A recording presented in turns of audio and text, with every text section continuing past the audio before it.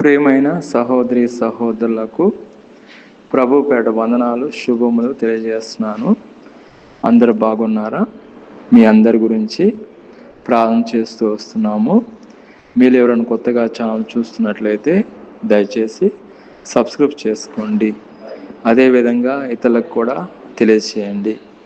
ఈరోజు మనం దేవుని వాక్యం నుంచి అప్పు ఇచ్చేదవు కానీ అప్పు చేయవు, ద్వితీయోపదేశ కాండము 28వ అధ్యాయము 12వ వచనంలో మనం చూసుకుంటే దేవుడైన యెహోవా నీతో చెప్పినట్టు నిన్ను ఆశ్రయించేదను గనక నీవు అనేక జనములకు అప్పు ఇచ్చేదవు కానీ అప్పు చేయవు, అనేక జనములను ఏలుదువు కానీ నిన్ను ఎలరు. ఇక్కడ దేవుని వాక్యాలను చూసుకుంటే అప్పు ఇచ్చేదవు కానీ అప్పు చేయవని దేవుడు వాగ్దానం చేస్తున్నాడు మనకు. కాబట్టి దేవుడు ఇజ్రాయేలుకు ఇచ్చే ఆశీర్వాదాన్ని ఇది సూచిస్తుంది. వారు దేవుడి మాట విని ఆయన ఆజ్ఞలను పాటిస్తే వారు ఆర్థికంగా గొప్పగా దీవించబడటం, అప్పు లేని స్థితిలో ఉండడం, అనేక జనములపై ఆధిపత్యము చలాయించడం, ఉన్నత స్థితిలో ఉండడము సూచిస్తుంది. ఇక్కడ మనం చూసుకున్నైతే ఇజ్రాయెల్ గురించి రాయబడిన ఈ యొక్క వాక్యము మనం కూడా దేవుని యొక్క బిడ్డలం కాబట్టి మనకు కూడా ఈ యొక్క వాగ్దానము మనకు కూడా వర్తిస్తుంది. దేవుని ఆజ్ఞలను గైకొని ఆయన మార్గంలో నడిచినప్పుడు దేవుడిచ్చే ఆశీర్వాదాలు మనం పొందుకోగలుగుతాము.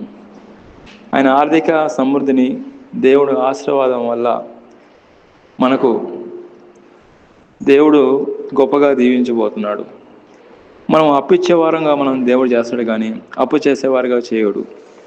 కాబట్టి మనం దేవుడు ఆర్థికంగా అనేక మంది ఇబ్బందులు ఉన్నారు, ఆర్థికంగా అనేక మంది కష్టాల్లో ఉన్నారు, శ్రమల్లో ఉన్నారు, ఇబ్బందులు ఉన్నారు.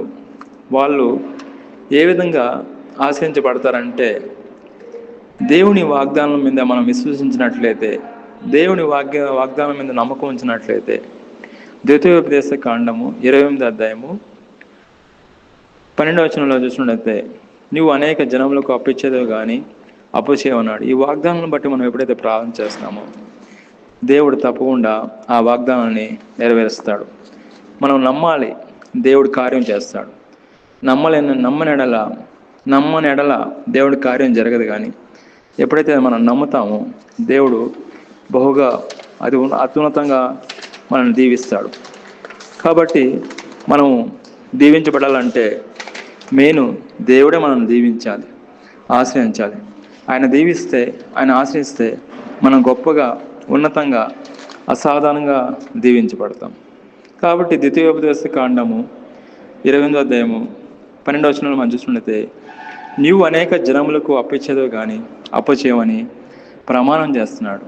మనము దేవుని మీద నమ్మకం ఇస్తే ఈ వాగ్దానం ఆయన మన జీవితంలో నెరవేరుస్తుంది. మనం ఆయన కట్టడలను మనం పాటించినట్లయితే, మనం ఎప్పుడైతే ఆయన ఆజ్ఞలను, ఆయన మాట ప్రకారం నడుచుకున్నట్లయితే దేవుడు తప్పకుండా మనం ఆశ్రయించిపోతున్నాడు, దీవించిపోతున్నాడు. అదేవిధంగా మనం చూసుకుంటే మనం దేవుని ఆజ్ఞలను పాటించినట్లయితే దేవుడు గొప్పగా మనల్ని దీవించబోతున్నాడు. ఈ 2026 సంవత్సరంలో గొప్పగా ఆశించబోతున్నాడు. అనేక మందికి అప్పిచ్చేవాడుగా మనం చేయబోతున్నాడు. అనేక మందికి మనల్ని అప్పు ఇచ్చేవాడుగా మనల్ని లేవనెత్తబోతున్నాడు. ఆయన ఆజ్ఞలను మనం పాటించినట్లయితే, ఆయన ఆజ్ఞలను మనం అనుసరించినట్లయితే దేవుడు గొప్పగా దీవించబోతున్నాడు. మనం చూసినట్లయితే అనేక మంది గవర్నమెంట్ జాబ్ కొరకే ప్రయాసపడుతూ అంటారు. ఎందుకంటే గవర్నమెంట్ జాబ్లో చాలా బాగుంటుంది, ఈజీ జాబు, గవర్నమెంట్ జాబ్లో మంచి పేరు ఉంటుంది. ఉదాహరణ రైల్వే జాబ్ తీసుకున్నప్పుడు రైల్వేలో ఉచితంగా పోవడము, ఉచితంగా రావడం ఉంటుంది. అదేవిధంగా వాళ్ళ పేరెంట్స్ కూడా ఫ్రీగా ఉంటుంది. వాళ్ళ ఫాదర్కి మదర్కి గవర్నమెంట్ వాళ్ళు ఉచితంగా హాస్పిటల్ ప్రొవైడ్ చేస్తారు. అదేవిధంగా వాళ్ళకి గవర్నమెంట్ క్వార్టర్ కూడా ఉంటుంది. వాళ్ళకి ఫ్రీగా, అంటే కొంత డబ్బులు మాత్రమే వాళ్ళు తీసుకుంటారు. అదేవిధంగా గవర్నమెంట్ జాబ్ గురించి అందరు ప్రయాసపడుతూ ఉంటారు. గవర్నమెంట్ జాబ్లో చాలా సంతోషకరంగా, సుఖమైన ఆనందకరంగా ఉంటుందని. అదేవిధంగా దేవుడు ఆయన మాట వింటే, ఆయన ఆజ్ఞలను మనం పాటించినట్లయితే గవర్నమెంట్ జాబ్ కంటే ఎక్కువగా, ఉన్నతంగా, అసాధారణంగా మనం దీవించబోతున్నాడు. ఆయనదే సమస్తం, ఆయనదే ఆకాశము, ఆయనే భూమి, సమస్తం, ప్రపంచం అంతా ఆయనదే. ఆయన ఏదైనా చేయగలడు. ఆయన మీద మనం విశ్వసించినట్లయితే, ఆయన ఆజ్ఞలను మనం పాటించినట్లయితే, ఆయన ఆజ్ఞలను మనం అనుసరించినట్లయితే దేవుడు గొప్పగా, ఉన్నతంగా, అసాధారణంగా దీవించబోతున్నాడు. దేవుడు ఈ వాక్యం దీవించిన గాక. ప్రార్థన చేసుకుంటాం. ప్రియమైన మా పరలోక తండ్రి, యేసుక్రీస్తు ప్రభు పరిశుద్ధ నామమును బట్టి మీ సన్నిధికి వస్తున్నాం దేవా. అప్పిచ్చేవాడిగా మీరు అప్పు చేసేవాడిగా కాకుండా అప్పిచ్చేవాడిగా దేవా మీరు చేస్తున్న దానికి స్తోత్రం. మీరు గొప్పగా దీవించండి. ఎవరైతే మీ మీద విశ్వసించున్నారో వాళ్ళని గొప్పగా, ఉన్నతంగా, అసాధారణంగా దీవించమని, ఈ దినమంతా ప్రభావ మీ కృపలో భద్రపరచమని, ప్రత్యేక కృపతో నింపమని, గొప్పగా దీవించమని ప్రభువైన యేసుక్రీస్తు నామములో ప్రార్థన చేస్తున్నాము తండ్రి. ఆమేన్.